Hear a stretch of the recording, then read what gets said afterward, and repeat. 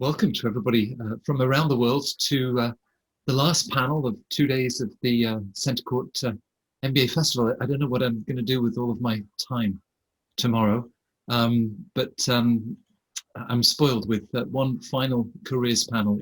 Many of you that have been following the last 2 days will have witnessed just the pleasure, the energy that these discussions brings. I think part of it, we of course talked to the admissions teams about identifying potential, this talented group that comes into a program.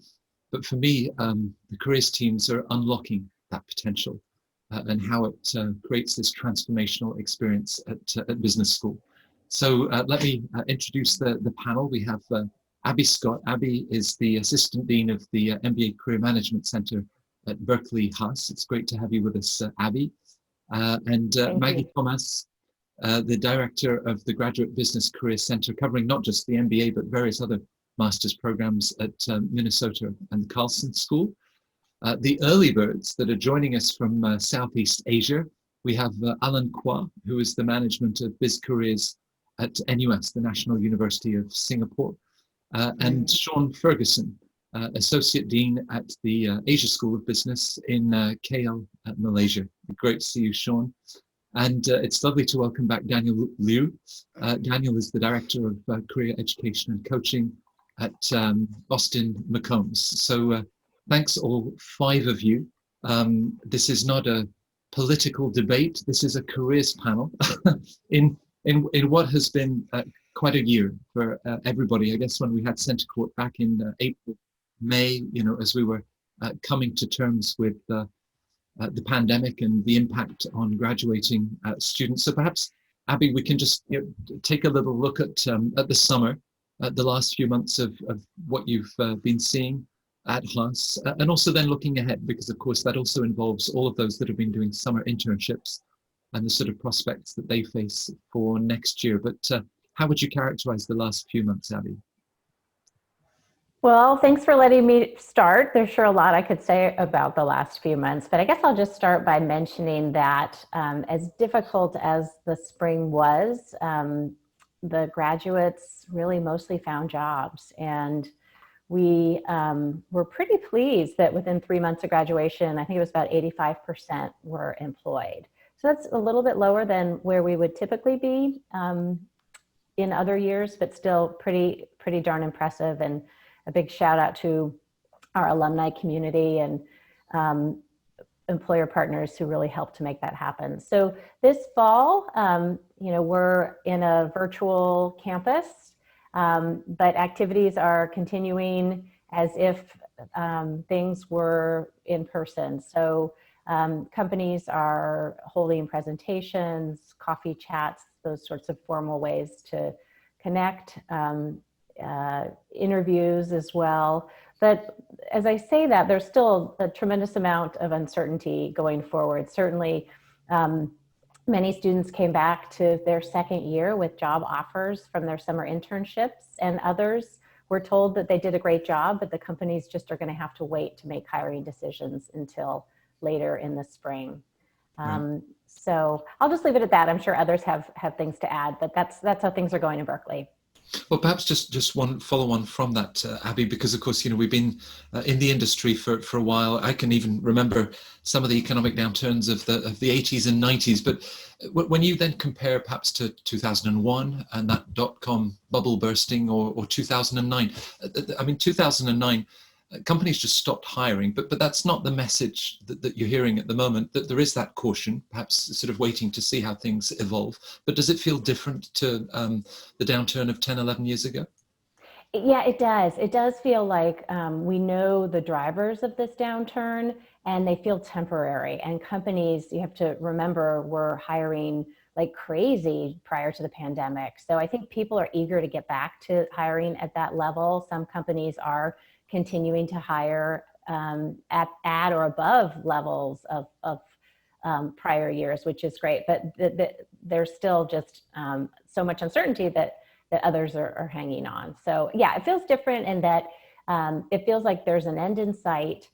We don't know exactly when that end is coming, but companies with healthy balance sheets and healthy growth trajectories are kind of ready to get back to hiring actively. Their companies are just telling them, be a little more cautious right now. Right, right. Sean, we couldn't let Singapore have all of the fun in Southeast Asia, and the ASEAN economies that have just been on a tear for decades now. Clearly, this has been a global slowdown. But what are you seeing in KL and in the wider region? Sorry, had to unmute. So I think Asia is different a little bit than the US because it's a very kind of macro hiring environment. And what I mean by that, there's not a plethora of on-campus recruiting because recruiters out here hire 2 to 3 months in advance of when they need a role. And so what happens is because of the micro nature of the search, it's very relational and it's very point to point and specific to the individual skills that someone has. The big markets, the big industries here have been tech.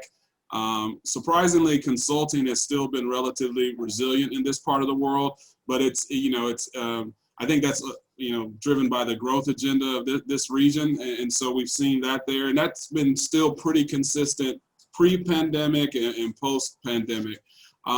Because of the growth agenda here, there's a lot of optimism.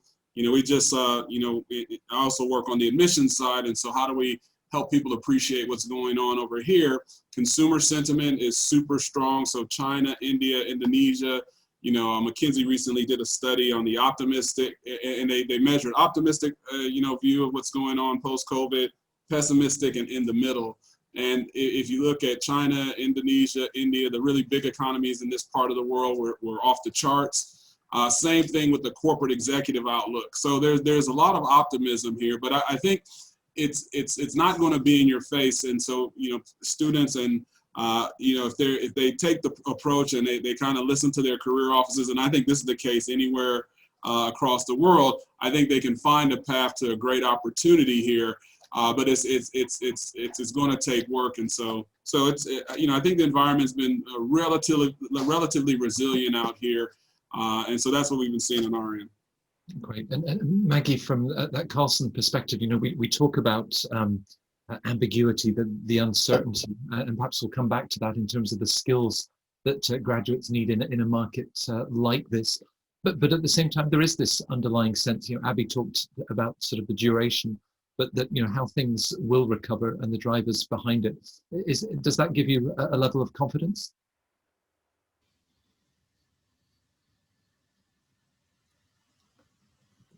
Same thing with the mute. Sorry. Absolutely. All of our recruiters are telling us how confident that they feel. And it's been interesting because some industries are thriving. In Minneapolis, we are fortunate to have a lot of different industries represented. So we can see how it's impacting some a lot more than others, just even locally, even with our alumni who are coming back. So I absolutely have optimism that it will recover, and that the MBA skill set now more than ever, because it focuses so much on adaptability and communication, will be needed in the long run. I think it's just, making sure that we help our students stay confident as we get through these uncertain times.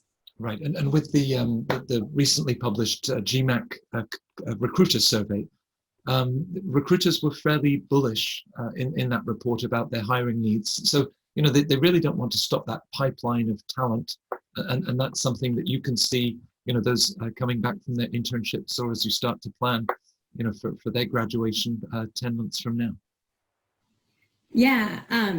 So, we're seeing companies that are coming out with new opportunities for internships for the spring. Like I've seen that just as we're talking to employers is, we might not be hiring this fall traditionally because we filled our roles with our interns, or we're being conservative and we might do more just-in-time hiring next spring, but we're absolutely planning to devote to this new internship. So we'll come on campus for that because they're projecting better need, and they're more optimistic about 2021. I think everyone's just being a little bit cautious right now as they wait to see what 2021 will bring. But I feel optimistic as we're seeing like new opportunities come through for the current first year class for internships. Right. Optimism has been pervasive in Singapore, Alan, for many, many years. And of course, with both financial services, the number of Fortune 500 companies that have major headquarters out of Singapore. So are you seeing perhaps changing demands in terms of who's hiring? Is it more on the tech side than it was on finance compared to a few years ago? Yeah, I think we did a preliminary data collection in terms of the class of 2020. Surprising that there's no change in terms of which are the industry that's hiring. So for the last 3 years, tech was basically the primary industry that's hiring from MBA. For the class of 2020, similarly, I think we are looking at tech as being the lead, and then followed by financial services, including of the banks, and then consulting. Yeah, so in general, we don't see a shift in terms of it, but I think functional roles, there could be some shift in terms of the dynamics of the role. Like, for example, I think tech, there's a lot about fintech, there's a lot about, AI, algorithm and all this. So there are demands in this area, Right. While the industry will still remains the same. Right, and Sean was sort of referring to importance of networks. Of course, NUS is heavily implanted graduates from undergraduate and through the MBA program. Those networks, including the alumni networks of the MBA, really play a role at a time like this, don't they? Yeah, certainly. I think we have a lot of alumni coming back. I think in view of this situation, people are working from home. So we do, have quite a fair bit of events and also like an invitation to alumni coming back to the school, to speak to the students, whether it's in a form of, industry update, whether it's on like mentorship and all this. Yeah, and it's been easier. So, previously before, COVID situation, if you do on a face-to-face, everybody could come, there's a venue, there's logistics and all this. So, and people might not be, so available. But I mean, in this situation where most people are working from home, it's much easier to organize. And therefore, the alumni are more willing, to come on, just like 1 hour, 1.5 hours of the time. Yeah. So there is a big contribution, from the alumni. Great. There's this sense that the schools haven't even had to say to their alumni networks, help. It's a tough market out there. It's been so proactive. Alumni coming back to your schools and saying, how can we help? Which is, I find, inspiring. Daniel, I'm not sure that Austin needed a reminder of the sort of economic shift away from sort of tax independence on the energy sector. Of course, I guess Austin would describe it as a tech town. You've got Tesla on your doorstep. Apple has chosen, and tech has had a pretty good pandemic, I guess, certainly of some of the tech giants. How does that reflect what you're seeing at McCombs?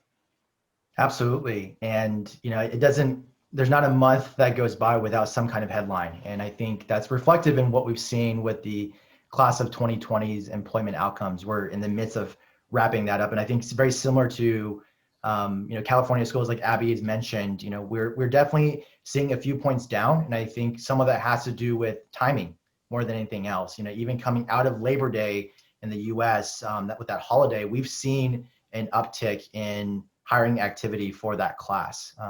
I would say that the most challenging thing is this is not like 2000 to 2009. We're very blessed in that way. We saw very few rescinds. Certainly in some specific markets like airline industries. But the opportunity and the interesting part, I think, to share with our audience is, tech in Austin, it's a mix of big tech and mid-size and startups. And we're finding ourselves with the opportunity to really educate our students as their interests have shifted away from the traditional sort of MBA opportunities, kind of having to peel back a little bit. What does a hiring process actually look like? And that kind of education and career education is actually very valuable as they then graduate and become hiring managers themselves. And I think having that added sort of bonus of understanding how these markets work, how hiring decisions are made, how those budgets, cuts and freezes happen, we've had to kind of, I think, engage a little bit deeper into some of those conversations. I think that's been beneficial in the long run. But again, technology is certainly over a third of our class. Consulting is a strong second, and financial services for us continues to hold strong. We've seen base salary signing bonuses higher than ever. So again, I think that's probably very similar to some of my peers here. Right. At Haas with Pete Johnson and the admissions team, you know, if you were to look, Abby, at the applications, you know, where they talk about obviously why Haas, but sort of next steps and even where these applicants see themselves post MBA. As you look at that sort of arc from what they've said in their application, then arriving, of course, at the school, you know, 2 extraordinary years with such a diverse, talented, open-minded and ambitious bunch of classmates, and then facing, you know, perhaps a job market that none of us could have predicted. How do you then sort of accompany them in adjusting expectations, those realities, and even, you know, what that first position out of business school, it's a stepping stone in a much longer trajectory. So how do you sort of help them on that journey? Yeah, well, we always make a joke during orientation that that they can set aside what they wrote down in their application because they're here now to really begin the discovery. And I think, you know, to all of you listening today, it is a process. And I'm guessing that at this stage, you're just starting to think about why business school and what you want to do after. And that's perfectly normal. You know, you put something down in your application and we expect you to explore that. But what happens when you come to campus is your world opens up. And so during times like this, actually any time, we tell students, I'm sure like my colleagues from other schools, to start to focus. And the only reason that we insist upon this is because there's just too much to do. And there's not enough time in the day to attend all the different events and programs that relate to all the different career trajectories. So pick a focus, that's pretty important. And we consider that a hypothesis. Again, you're making your hypothesis now as you write your applications. We encourage you to explore your hypothesis. But what's more important now is to make sure that your plan B is something that you're keeping in mind too. So you've got your focus, your plan A, your hypothesis, but keep in mind a strong plan B. And your plan B is not going back to what you were doing before. Your plan B is that stepping stone that Matt mentioned. It's something that takes you in the direction of what you're hoping to do in the long run, but maybe it's changing, you know, function within the same industry or pivoting ever so slightly rather than just a radical leap. So right. Something to think about. Right. Talking of radical leaps, Sean, that leap of faith for an applicant that says, you know, my next adventure lies out of the United States or out of, you know, wherever they might find themselves. My future might be in Malaysia and in Southeast Asia. And you've talked in the past about how ASB attracts individuals, almost adventurous spirits, ready to take that leap of faith. Does that then translate into their exploration of opportunities? I mean, are you seeing a lot that then consider entrepreneurial goals at this point? Yeah, so I think, you know, as Abby mentioned, like, you know, I always joke that, you know, at graduation, when I read the names or what have you, I'd say if we held everyone to what they said in their admissions essay, no one would be graduating today, right? It's like truly a discovery process. And the canvas that's out here in Southeast Asia is tremendous. When we're recruiting students, it's not cut for everyone in this part of the world, but we're like, if you're frontier minded and you want to be on the front line of the growth and the kind of dynamism that's in Asia, there are not that many cookie cutter jobs, but if you are looking for a unique experience or something that, you know, is in the early stage of development, whether it's with a big Fortune 500 company that's trying to grow in this region, or, you know, whether you want to use Asia as a platform for startups or what have you, you know, you have the benefits in this part of the world that if you're interested in manufacturing and things of that nature, costs are very cheap in this part of the world, but then you're also close to, you know, within a flight of Shenzhen, and you can do fast prototyping of, you know, products and things of that nature. And so that's what we kind of promote to our students. It's kind of like the U.S. in the early, you know, 1900s, where they were like, "Go west, young man or woman." Like our mantra is like, "Go east," if you're looking for where the future and the opportunity is. And And so, and that resonates with a portion of the market. And we've been, very focused on that. We talk about, candidates who are kind of unconventional and extraordinary, because in this environment, you have to be comfortable being uncomfortable. And we do a lot of action learning and experiential learning every semester. And so students are on site with our corporate partners, solving problems and doing different projects. And what that really does is align them with what's going on in the job market here in this part of the world. Right. And that theme of being comfortable with being uncomfortable and comfort zones. Maggie, as you look at that 2-year journey and the hypotheses and sort of the plan A and the plan B, are there sort of key moments that you see in the 2 years at Carlson? Perhaps they come back from that summer internship and suddenly there's a newfound confidence, or what's the sort of the emotional story and how you accompany them on that journey?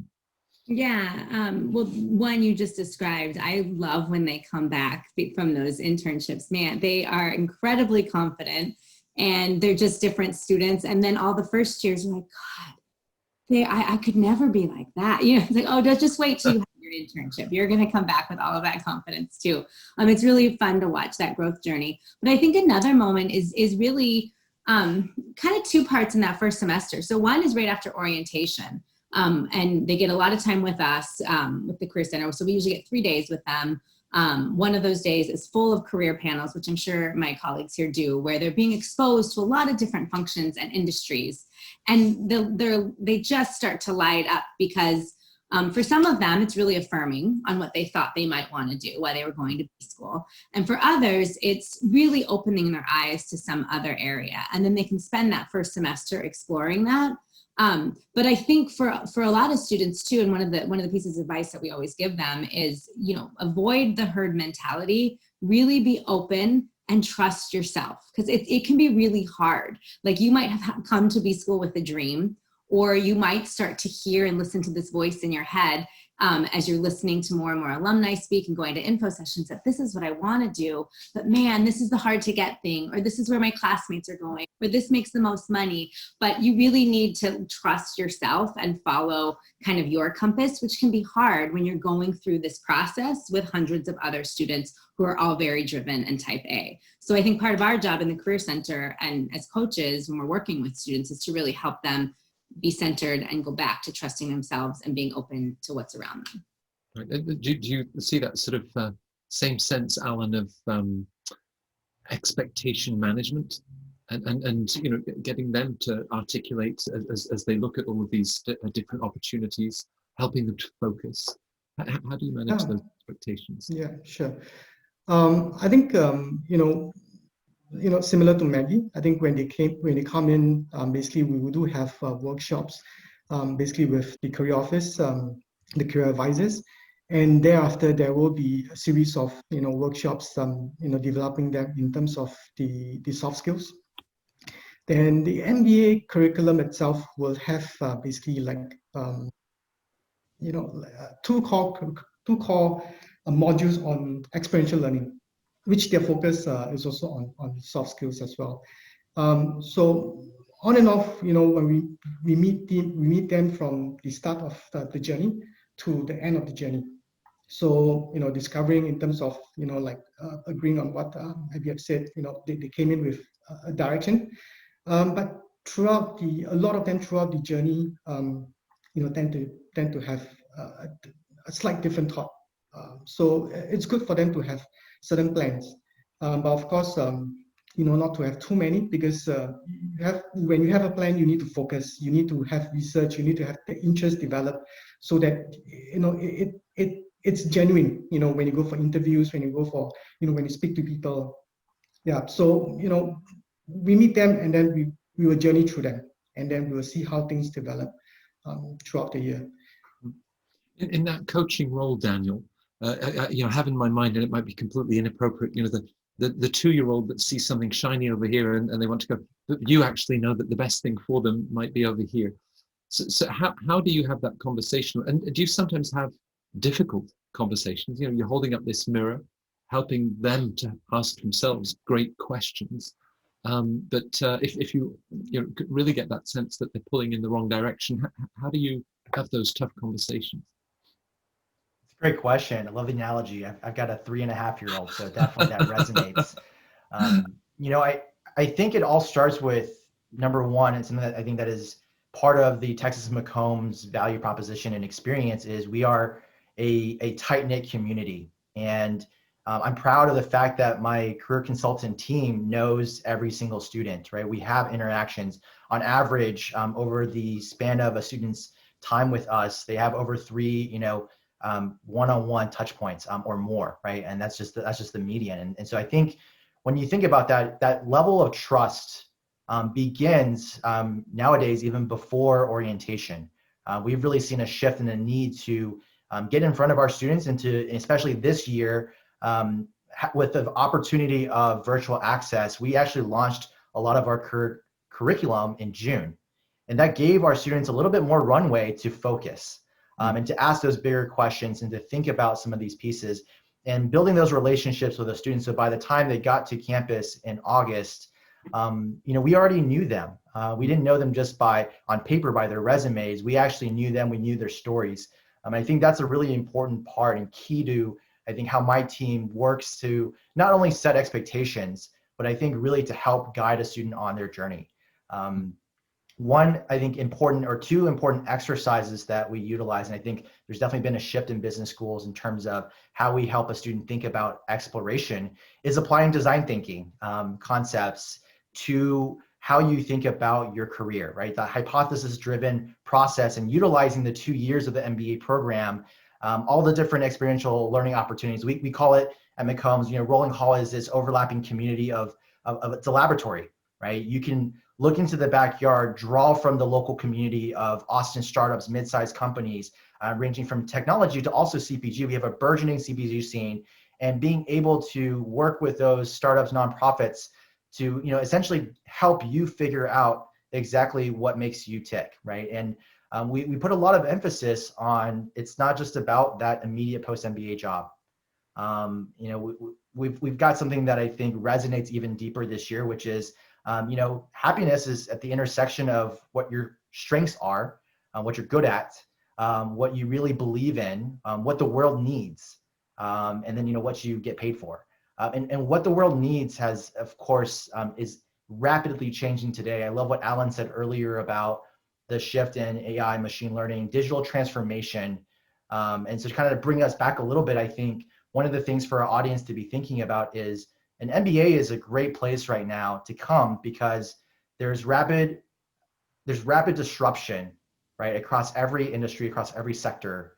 And what better place to accelerate that and to tinker in that I would consider a safer environment than in an MBA program.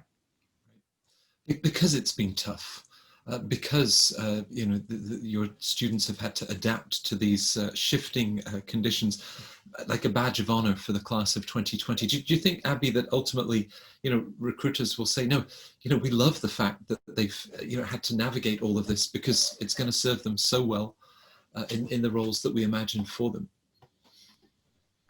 Yeah, and I think that was one of the things you mentioned, the GMAT Corporate Recruiter Survey earlier. That was one of the things that I highlighted from that was that companies said that the comfort with ambiguity and digital transformation was really important. And I guess it wasn't a surprise, but it was reassuring. So anyway, I'm not sure I answered your question because I was so busy trying to capture what I thought Daniel just said. I loved it when he just talked about happiness and the definition there.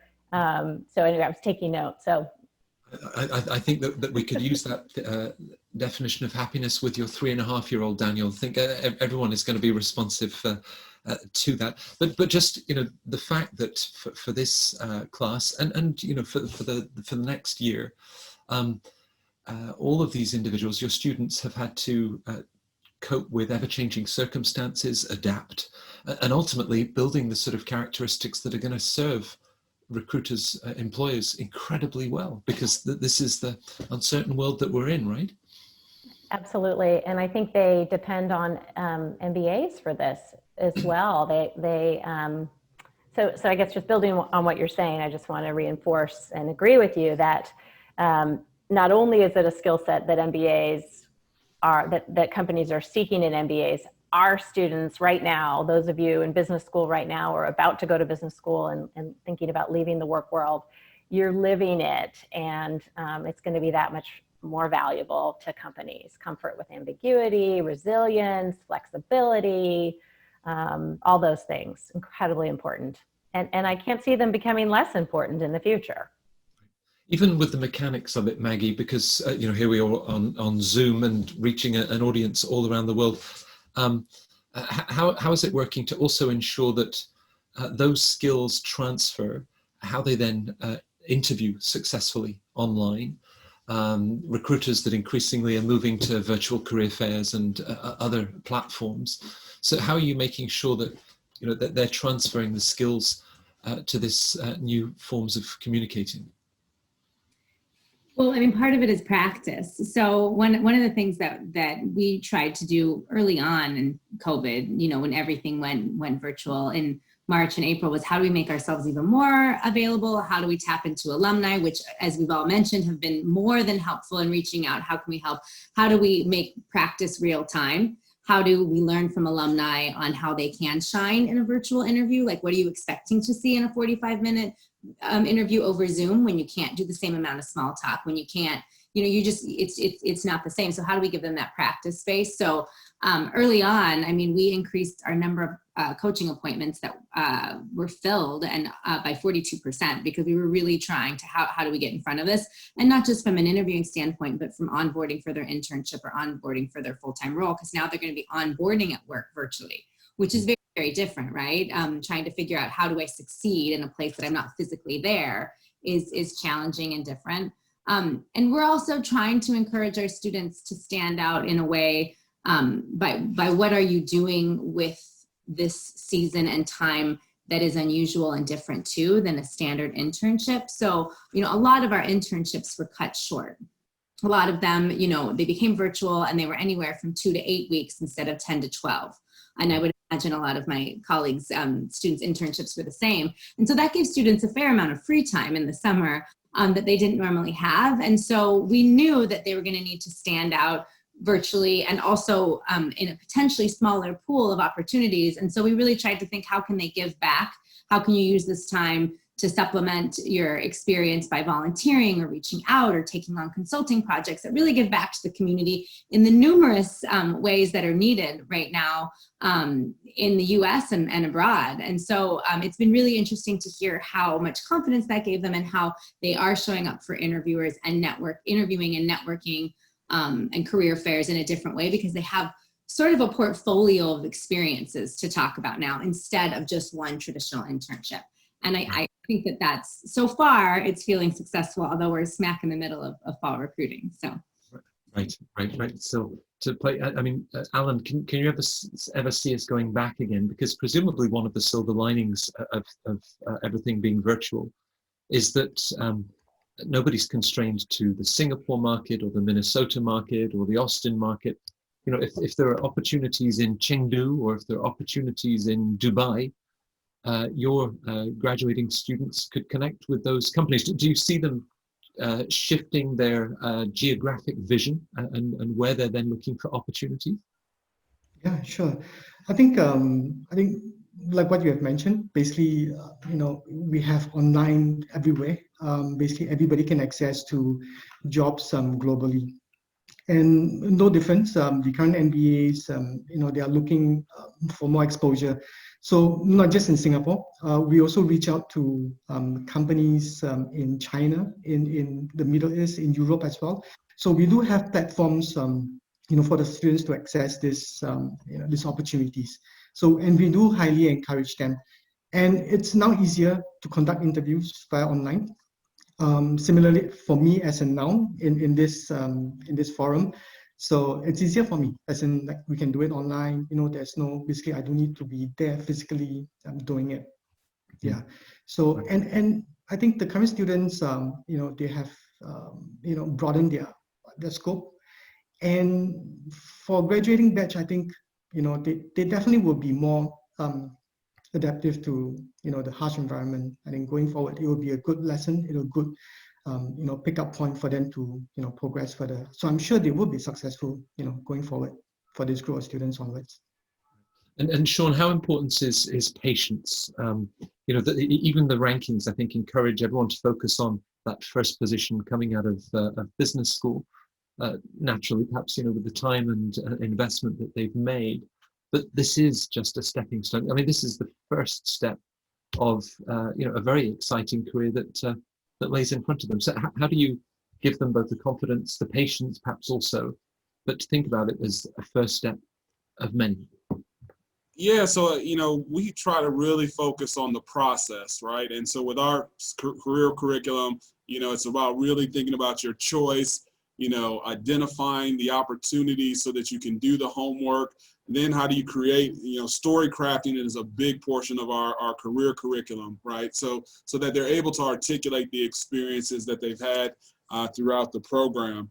One of the things that, we really focus on is like, hey, look, this is, we talk about soft and hard skills. We have our own nomenclature for them, smart and sharp skills, right? So smart skills are kind of those technical skills, and sharp skills are those soft skills that facilitate you leveraging those technical skills. And we feel like, we have this framework that we use for Asia, because earlier I talked about there's a 2 to 3 month hiring window out here. And so there's this framework where networking is important, and we call it the seed, tend, harvest, right? And so what you do in the first portion of the MBA experience, you're building the relationships you're seeding them out throughout the region, the world, what have you, and then you're tending to managing them. And so we have, workshops on LinkedIn and things like that help you engage, so that when it's time to, when you see the opportunity that you're looking for, you've built enough, kind of relationship capital that you can you can activate those advocates in the organization.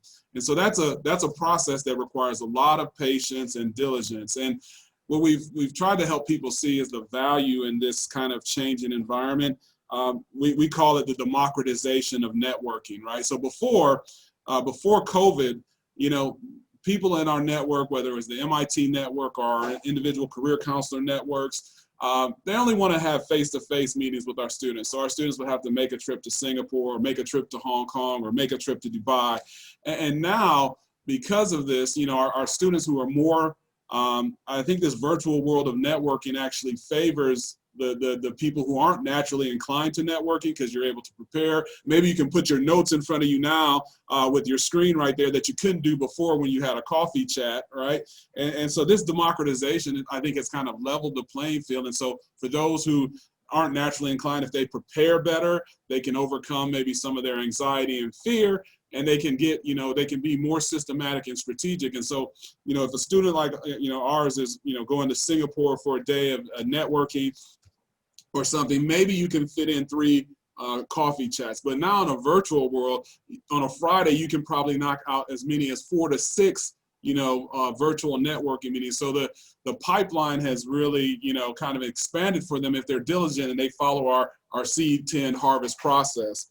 The other thing too is now, we're doing a virtual Dubai career track, right? And so before, when we're trying to bus people all across town and things of that nature in Dubai, Singapore, in these mega cities, traffic, limits our ability to connect to people. But now we're able to, engage with multiple people that we couldn't, because we couldn't fit in time, schedule, and transportation needs. And so we think, what we're trying to help them see is the scale of the opportunity is much greater now than it's ever been. And so, and if you follow our approach, and sometimes, familiarity breeds contempt, because they get so close to us, we kind of become like their parents. And so we got to get other voices in the process to tell them, what we're telling them, right? And it's like, oh, they come back and they say, oh yeah, such and such said this. And I'm like, yeah, we said that first year, but don't worry about that, right? So I like this idea of sort of modern recruitment and everything that takes place beyond the frame of a Zoom screen. People have their notes, and how that might help the introvert. Now, with every student, with every alum, I talk to them about, or they share their experience, this sort of life transforming experience. They rarely point to a particular strategy course that they take. Nobody mentions discounted cash flow for good or for bad, but they all talk about you. They all talk about, what about the careers team and this? Amazing. No, how they help me to look at things. So my question, because I see you as the sort of hidden gem within the business schools. What do you do? You know, and who does this? You as we talk about soft skills. What was it? Sharp skills that go with the smart skills, Sean. The soft skills. Daniel, how does this magic recipe of the careers office work? I love that analogy, you know, and appreciate the sort of shout out for the unsung heroes, right? I think all of us have probably worked twofold, if not tenfold harder over the summer to prepare for especially this particular incoming class and the returning class. So just a shout out to our teams, right? And all the effort that they do. The magic wouldn't happen without them. I mean, it takes a village, it takes a community, and I think it's not any one person. I think that's something that, coming from my prior career in consulting, very metrics driven, it's hard to put a KPI on who helped a particular student with their success, right? It is the culmination or the amalgamation, right? It is all of the different touch points that are unique for each student. And at Texas McCombs, it's the combination of that experience from a academic, right, which is incredibly important with our core curriculum, to the co-curricular and the extracurricular. And I think career is at the center of it in many ways, helping that student through that process. You know, even an Olympian athlete needs a trainer, needs a coach. And we sometimes adopt that sort of metaphor that, you know, we are not here to, you know, do the bench press for you, but you have to do it, right? And we're going to here to be a cheerleader for you along the way. And we're going to make sure that you have the right ingredients, right? The right nutrition, the right resources to help you get there. And so there is no magic, really, right? It's a lot of hard work. It's a lot of perseverance. Our students are tenacious. With this class of 2022 that we've just welcomed in, they're actually in finals right now, right? This week for us, as we switch from fall 1 to fall 2. And I am so impressed. This is a class that is ready to tackle the hardest problems the world has put in front of them, right? And in front of all of us. Maggie had described this wonderful moment when students come back after internships. Abby, do you have a favorite part of your job, or you know, either some part of the day or just that chance conversation that you have? Yeah, I also, I think, get pretty excited about back to school. So I echo Maggie's sentiment there. Let's see, I think, you know, there's also the graduation moment where you get to see the students that you've worked with for the last couple of years, you know, find closure in their journey, meet their families. I mean, there's something really special about that, because we have had this really unique opportunity to work with students for 2 years if it's a full-time MBA program. You know, students certainly get to know faculty, but that's more of an intense, you know, 12-week period. And we really get to share the journey with them. And then even beyond in many cases, because I'm sure, like my colleagues, we offer career services for life. So they do come back. It's really fun to participate in a salary negotiation strategy conversation a year out, or 10 years later, you know, check in on balance, whatever it is. It really is a joy to be in this profession, because we get to be with these wonderful people for a long period of time. Yeah, no, it's all of those stories. And between the coaching, do fellow students also play a role, Maggie? Because if you're sort of helping them in that sort of 360 review and saying, you know, there's a very analytical side to you, and saying, no, I'm not analytical at all. And then they might hear that sort of endorsed with other students. So is there a sort of a constant flow as they're, you know, I said right at the beginning, you're the ones that help to unlock the potential, that talent the admissions office had seen in them. So what are the tools that you have to help to unlock that potential? In terms of working with other students, and how do we connect them to each other? Yeah, I mean, I think the first people that they connect with other peers in their class, they're put in groups and cohorts, and we talk about that pretty early on from a career perspective. Like, how are you going to use this group time to really grow your teamwork skills? What are things that you need to be better at? Because when you do look at the GMAX recruiter survey, a lot of their top skills are those soft skills: communication, and teamwork, dealing with conflict. And this is sort of, you know, as Daniel said, a laboratory to do that. So what are your weaker spots and how can you get better at that while you're in the program? So then when you're interviewing and interning, you're better at it, right? This is a safe space to do that. And then they also really lean on second years, and our office does as well. So, you know, a lot of second years have been successful at the interview process and they come back with all that swagger and that confidence. So how can we get them to help prep for interviewing? How can we get them to really be ambassadors of the companies that they interned at and help students prep for those specific interviews? And, you know, as Sean said, oftentimes we can say something till we're blue in the face, but if they hear it from a second year who interned there or an alumni, it suddenly has new meaning. So we lean on our second years a lot, and that's helpful. That also helps our office, you know, leverage and expand our services so we can really continue to meet with the students and make sure that they're successful. The cat is out of the bag now, but don't worry, there are only about 70,000 people that are going to hear this, so all of those secrets. I mean, with all of those characteristics, Alan, if you were, you know, addressing an incoming class with all of the uncertainty, what would your advice be to them? You know, they've made this investment, they're pursuing their business school education. I mean, they're better off with an MBA from a wonderful school like any of yours than without, right? Right, the incoming class basically will be coming in January. You know, there's a slight delay. Original intake was supposed to be in August, but you know, as before the program started, like what Daniel has mentioned previously as well, so we have started engaging this group of students as well.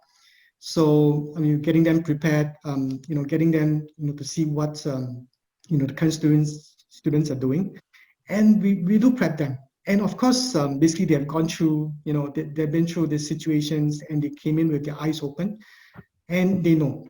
So things that we want them to be, you know, proactive, you know, start your plan from, you know, day one, right before, you know, when they come to the school day one. So let's say, for example, as of now, you know, they come in January, but, you know, they're start preparing. So we line up in terms of like, you know, industry engagement with them so that they have an idea in terms of, you know, where they want to go, have a certain idea of a plan, whichever they have, plan A or plan B. Then of course, start to engage, besides being proactive, start to engage and be adaptable. So like I mentioned just now, things change, it's very fluid, you know, and sometimes industry or functional roles does, you know, tend to shift a little bit. So they need to adapt on it. So they need to be resourceful as well, not just depending on the school. But of course, the MBA students they themselves are basically very resourceful. So they try to reach out to as many people as possible, including the faculty members, including alumni. So as a career office, you know, we do connect them with these people, and obviously corporate partners. So yeah, so I think these are basically the key attributes that, you know, the incoming students will need to have. When students come back to McCombs from perhaps their 5-year reunion, Daniel, is there ever that moment they said, yeah, no, I can remember you saying that this might be a good idea, or I should look into this, and boy, were you right? I mean, do you continue to have that extended relationship and feedback loop with the alumni? Matt, you know, I think earlier you asked Abby sort of what are some of her favorite moments and the most rewarding parts of the job. And I would say it's exactly that, right? It's knowing that we have, again, built the trusted relationship and able to have, you know, we're not telling the student this is what you need to go do because we need more MBAs in consulting, right? But it's really having that honest reflection point, helping steer them not just towards short-term success, but long-term happiness. And I think, you know, let's almost call that some of the integrity that I believe is important for our career education and coaching team is, you know, when we see a student as a graduate, we feel good, right? We feel a great sense of accomplishment in knowing that we've given them the tools to help them to continue to be resilient, to expand, to experiment, to continue to have hypotheses, right? The career search doesn't end once you graduate and get that first job. it is a lifetime journey, and having those lifetime skills is something that we're very proud of what we teach our students today. Yeah. It's lovely on a panel that the word happiness is being used so often, particularly this year.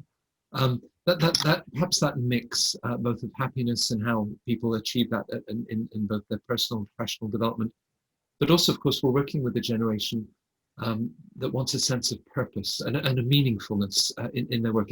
Abby, is that something that you see in this group? And how do you address, I mean, whether they're working in finance or non-profit, finance is helping to solve some of the world's thorniest problems. So do you have those conversations about a meaningful career? And is it really then emphasized on the immediate position out of the MBA, or how that again is a stepping stone for a longer term meaning that they're looking for in their lives? Yeah, I think the listeners can probably really relate to this question, because in my time doing this work, I think we've gone from seeing a small subset of students that were interested in meaningful work to kind of everybody, Right. truly, really everyone. And I think in many cases, it's a great reason to come back to business school, is to figure out, maybe you just know you don't want to be doing what you were doing before because it wasn't bringing you meaning or joy. And trying to figure out what that is can be lifelong work. Like I remember my dad used to say to me, like, you just got to start, because I'm X years old and I still don't really know what I want to do, but I'm finding joy in going to work every day. So anyway, it is something that people are seeking. I think we should all go back to Daniel's definition of, sort of the intersection between bringing your strengths to what the world needs, to what they're willing to pay for. I think I'm leaving out one of his four. Well, that was a pretty good. But I think that's what meaning is, and it's really different for each of us. So really doing the hard work to figure out what that is for myself is a gift that business school gives you, because you have the time, you have the people, the community around you to help you explore that. And you may actually find it in finance, because it depending on the company and your role, you may find it. So it's there. It's just about doing the hard work. A ranking will always struggle to capture that. Sean, your career in business education, has seen you at Rice in Houston, HKUST. Now you're in Malaysia. And what we're describing and that search for meaning, is it geographically fluid? You see this equally in Malaysia as you have in other markets? Yeah, and I think, so I've been in this business for 15 years now, and what I've seen is that there's more convergence in the student view of the world, regardless of where they're at. I think with social media and all these things, there's a more common mindset amongst students, whether they're international, American, whoever. And there's this greater sense of purpose that has made them more interesting. So the younger generation always gets some kind of bad rap, but compared to 15 years ago, where I think people had this mindset, I'm going to go to business school, kind of get this cushy job that makes this amount of money, the conversations here are much more about having a purposeful existence, making an impact. And that's been rejuvenating for us here. And so it really helps us be better career advisors, coaches. We help remind them where, I think Maggie talked about avoiding the herd mentality. When you have these kind of deep conversations with them, our job is to make sure they get back on track and they don't deviate to the herd mentality, or they look for the path of least resistance. And so this has made this job much more rewarding, I think, for all of us. And the other piece as well is that, we didn't come into this business to make money, right? A lot of the capital that we get is like this social capital from the people that we work with. And so there's nothing more rewarding than looking back, 15 years, later, and you're like, man, this guy or woman is amazing. And maybe I had a little part of inspiring some of that greatness in individuals. And that's what we're all here for. The careers job is actually, to me, the toughest job, so I'm a part of the career process. I'm part of admissions, part of student services, but nothing goes at a business school unless you get the career right and as a school, you have that kind of empathy and support that really helps, get people to where they want to go. I was hoping that we'd have energy in this panel. Not only have you given me energy, you've given me happiness, you've given me meaningfulness, a sense of purpose. I'm spoiled. Marketers often talk about, with products, finding a golden question, and if you can work out what that question is, you can define if this is the consumer for your product.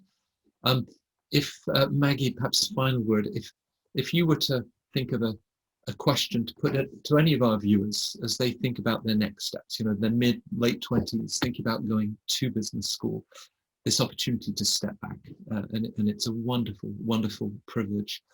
Is there a golden question in terms of the what or the why at this stage of their career? Darn me in the mute. Sorry. This is a leading question, but I mean, echo what everyone else said. And what an MBA can do is not only a chance to figure out what is your purpose type, how can you find purpose, but do you want options? Do you want choice? And again, I know that's a leading option, but this is a degree that will give you options and choice. And so, and I think we're seeing how important that is now more than ever. And it's important for all prospective students. I think I'll give a special shout out to women, especially when we've just seen the studies that have shown what COVID is doing to women in the workplace right now. With an MBA, it's going to give you choice and options, and you get this chance to really spend 2 years soul searching. What do I want to do? And carry those skills and that option and those degrees and this skill set that the Career Center will give you with you through the duration. So if you want and you're ready to take that risk and take some time off, if you're ready to have more option and more choice in your life, I think the MBA is for you. So it's a leading question, but that's what came to my mind. No, because I think you've also captured this sense of empowerment, and for men and for women, as we're just a few minutes away from a political debate that at least has balance. We have both on the stage tonight, and it's a wonderful shout out, to that sense of choice and opportunity. You've also brought me perhaps to my close, because for the last 2 days, there's a team behind the Centre Court MBA Festival. There's always a team, and Daniel, you were alluding to it earlier, that shout out. I do want to just mention Leanne, to Heather, to Tori, and of course John Byrne, who's so much of the energy behind Centre Court. It looked seamless but because of you, and gratitude and thanks to my panel. I think you've brought this event to a wonderful close, given everybody so much to think about, and people are going to enjoy this recording, I think, for many, many months to come. The optimism, the sense of self-determination that you encourage people to think about and to pursue, that's going to serve everybody well. So Maggie, Daniel, Abby, Sean, Alan, thanks for joining us from all over the world for this final panel. And thanks to you, the viewers, for following Centre Court. It's such a joy for us to put this event together. You've been very kind in your feedback and how it's been helpful to you. My job is made easy as a panelist, as a host with such great panelists. But thanks for being with us, and we look forward to staying in touch with everybody. Thank you.